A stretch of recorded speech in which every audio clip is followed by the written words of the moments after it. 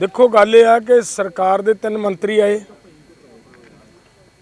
तिन्ना मंत्रियों के नाल विस्तार नाल चर्चा अज हुई है, बरीकी चर्चा हुई है। ये चर्चा होने तो पहला साडे आगुआं दे ट्विटर अकाउंट उड़ाते, साडे फेसबुक के पेज उड़ाते, साडियां फेसबुक ही बंद करतियां। वो सारे ते गलबात हुई है। खास गल मैं तुहानूं ये ध्यान लिया दियां कि खनौरी बार्डर के उत्ते कल जिस तरह का माहौल बनया सी, एक इंपलाई फड़िया साडे किसानां ने और साडे अंदोलनकारी नौजवानों नूं प्रवोक करदा वो फड़ के प्रशासन नूं फड़ाया, उहदे सबूत दिते ने। तो उत्थे विश्वास दवाया सरकार ने कि इहदे खिलाफ भी कार्रवाई करांगे असीं, बनदी कानूनी कार्रवाई। और नाल दी नाल जिहड़े तुहाडे आह पेज वगैरह बंद होए ने ये भी अज खुलवा देंगे। विस्तार नाल चर्चा होने तो बाद सरकार ने यह कहा कि ये जिहड़े मुद्दे तुसीं साडे नाल साझे कीते, खास करके MSP वगैरह, डॉक्टर स्वामीनाथन की रिपोर्ट, किसानों के कर्जा, किसानों का कर्जा, ये सारा एक चर्चा मंगदा सी जिहदे ते अज पॉजिटिव हुई है। उन्हां वल्लों ये गल सामने आई है कि असीं अपनी सरकार च जाके दोबारा चर्चा करांगे। वो दोबारा तुहाडे नाल असीं ऐतवार का दिन मीटिंग का फिर तय करके गए ने कि दोबारा ऐतवार नूं तुहाडे नाल बैठ के मीटिंग करांगे। बाकी गलबात पंधेर साहब दस्सणगे। पहलो पूरी गल ते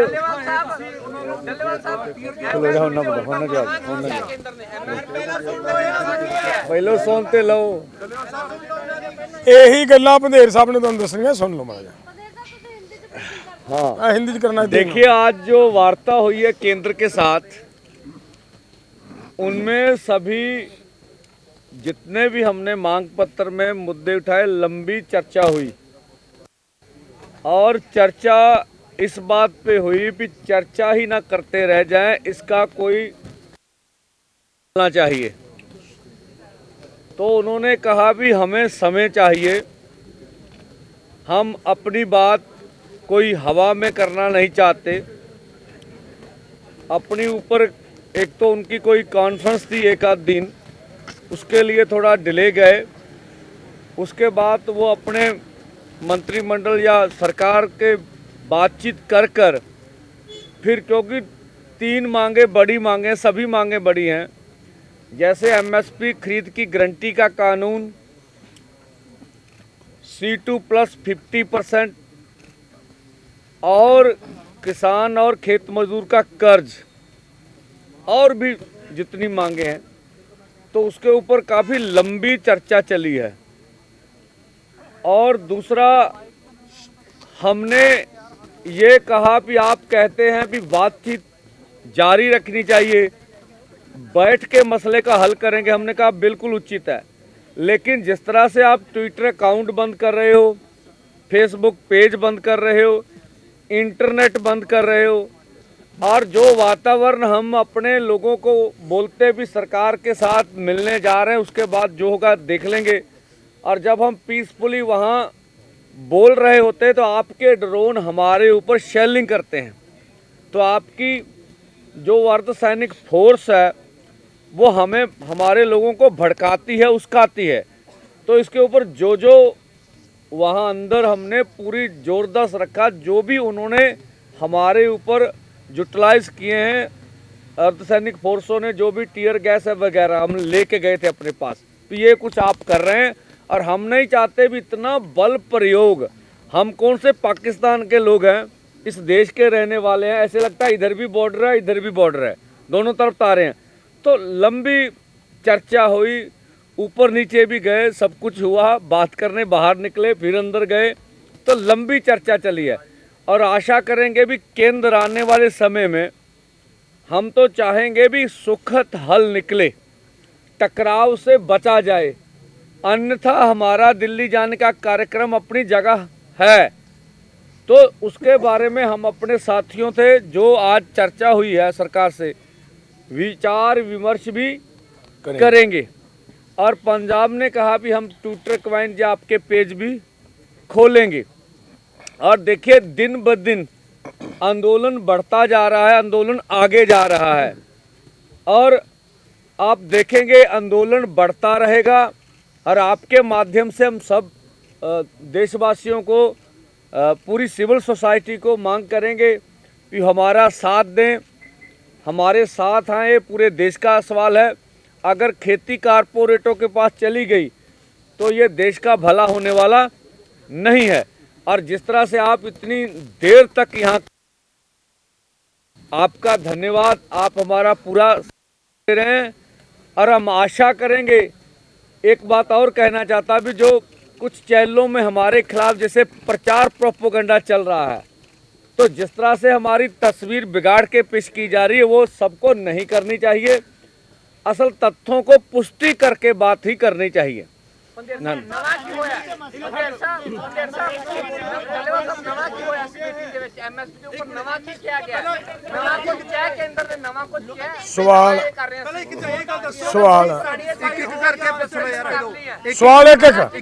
सवाल एक एक करके लो।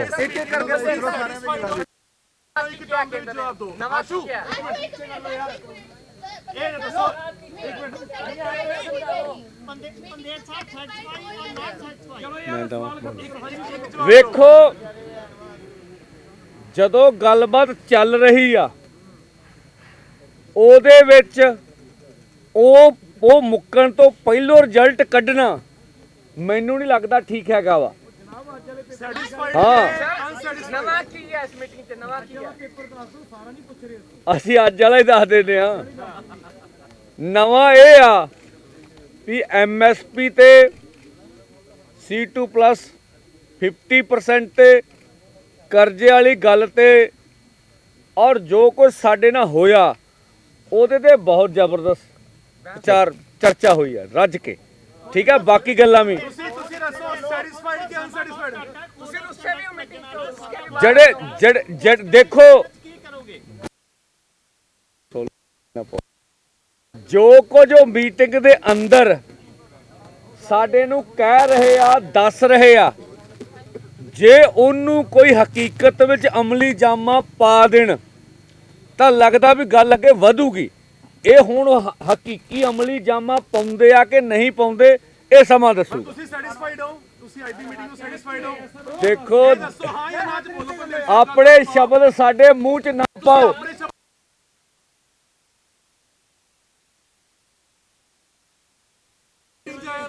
नहीं मैं कहना मैं जवाब दूंगा ना। हाँ ना च केड़े जवाब हुंदे आ कि किसी SSP दे सामने थोड़े खड़े आ यार, प्रेस दे सामने खड़े आ हैं भी वो कहते हाँ ना जवाब दो। ਕੋਡ ਆਫ ਕੰਡਕਟ ਲੱਗਣ ਵਾਲਾ ਹੈ, ਥੋੜੇ ਦਿਨਾਂ ਚ ਕੋਡ ਆਫ ਕੰਡਕਟ ਲੱਗ ਜਾਣਾ। ਤੁਹਾਨੂੰ ਨਹੀਂ ਲੱਗਦਾ ਕਿ ਮੀਟਿੰਗ ਲਾ ਕੇ ਟਾਈਮ ਸਰਕਾਰ ਸਮਝ? ਦੇਖੋ ਗੱਲ ਸੁਣਿਓ,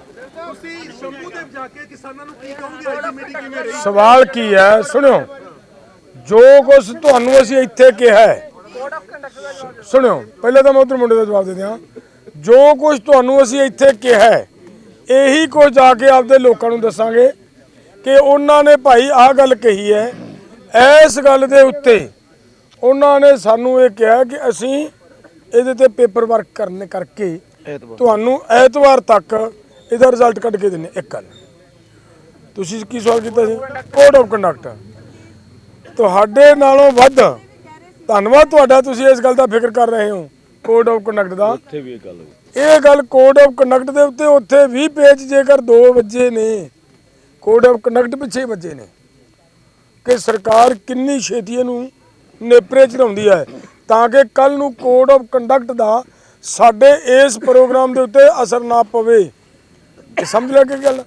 ਇਹ ਹੈ ਇਹਦੇ ਚ ਗੱਲ। ਹੋਰ ਦੱਸੋ ਕਿ ਇਹਨੂੰ ਪੁੱਛਣਾ ਕੋਈ ਸਵਾਲ ਹੈਗਾ? ਮੀਟਿੰਗ ਤੱਕ ਰੁਕਾਂਗੇ, ਉਹ ਹੈਗਾ ਸਾਡਾ।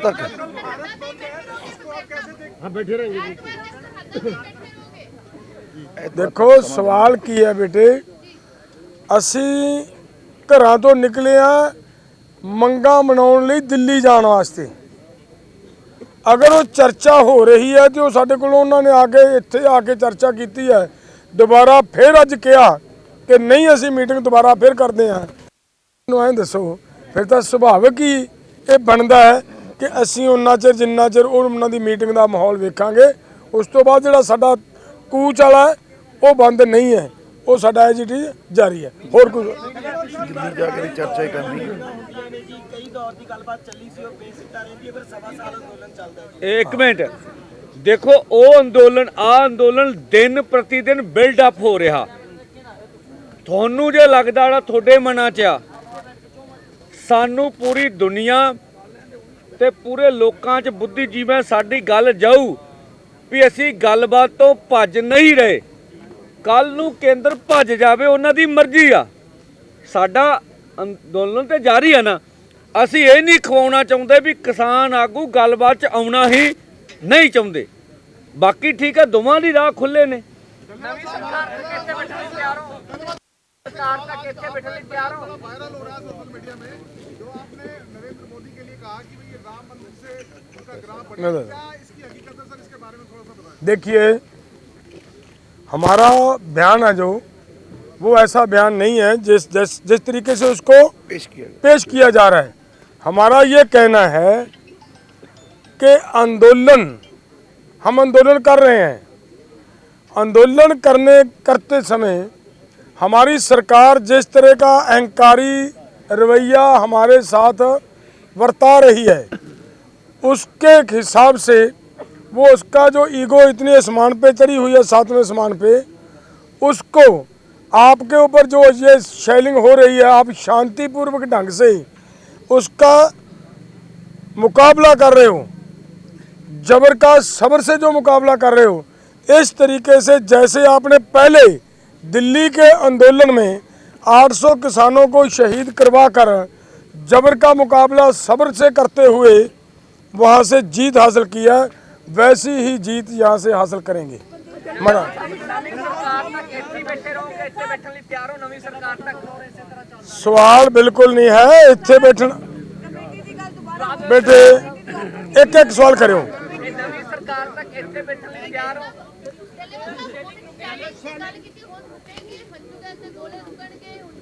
हाँ हुण उन्हां दी ये गल तय हुई है। इत्थों तक इन्ना नहीं होया, कल्ला इन्ना नहीं होया। मैं तुहानूं दस्सां वो असीं सारा जिहड़ा समान लैके गए सी, एडा झोला भर के वो दिखाया उन्हां नूं। साडा ढंग है, साडे नाल गलबात रखण दा ढंग है। हुण 1.5 घंटा 2 घंटे तां साडा उसे गल दे उत्ते पेच फसिया रहा भी इहनूं बोलो की कहंदे हो। एक मिनट मेरे, हाँ सीज फायर रहेगा। ये बात हुई। उन्होंने ये बात मानी है, मैं बताता हूँ, उन्होंने ये बात भी मानी है। कोई जवाब नहीं जी, उनके पास कोई जवाब नहीं। चुप ही हो गए, शांत हो गए। अरे हमारा मैं तो हैरान हूँ, आंदोलन चल रहा हमारा आंदोलन चल रहा है, हमारे ऊपर शेलिंग हो रही है। आप हमें ये चाहते हो कि हम कहीं और चले जाएं? हम वहाँ मोर्चों में बैठे हैं, उन्हीं मांगों को लेकर बैठे हैं जी। ਡਲਵਾ ਸਾਹਿਬ, ਪੰਜਾਬ ਸਰਕਾਰ ਦੀ ਭੂਮਿਕਾ ਨੂੰ ਕਿਵੇਂ ਦੇਖਦੇ ਹੋ? ਪੰਜਾਬ ਸਰਕਾਰ ਦਾ ਕੀ ਰੋਲ ਰਿਹਾ? आज जो पंजाब सरकार का माहौल रहा, जो उन्होंने 2-3 बातें कही, मैं वो बातें आपके ध्यान में दिला दूंगा। एक तो हमने ये रखा था कि हमारे ओ भाई अद्धे आखी ने हिंदी बोलो, कर दो पंजाबी पंजाबी चलो सारे नूं चल जूगा कम होना। चल जाओ। सवाल मेरा ये है कि साडी गल हुई कि भाई आ जेड़े तुसीं नैट बंद करिया, ये क्यों करिया? उन्होंने ये भी कहा भी असीं कल तक ये भी दोबारा नैट चालू करा रहे हैं। असीं ये कहा कि आ किसान आगूआं दे जिस तरीके दे नाल तुसीं अकाउंट बंद कर रहे, फेसबुक अकाउंट बंद कर रहे हो, ट्विटर अकाउंट बंद कर रहे हो, ये बहुत बड़ा हमला किया जा रहा है। उस पर भी साडे मुख्यमंत्री जी ने ये गल कही कि असी कल तिकर तुहाडे भी सारे ਚਲਵਾ ਦਿਆਂਗੇ। ਇਹ ਰਾਜਾ ਵੜਿੰਗ ਵਾਲਾ ਬਿਆਨ ਕੀ ਸੀ?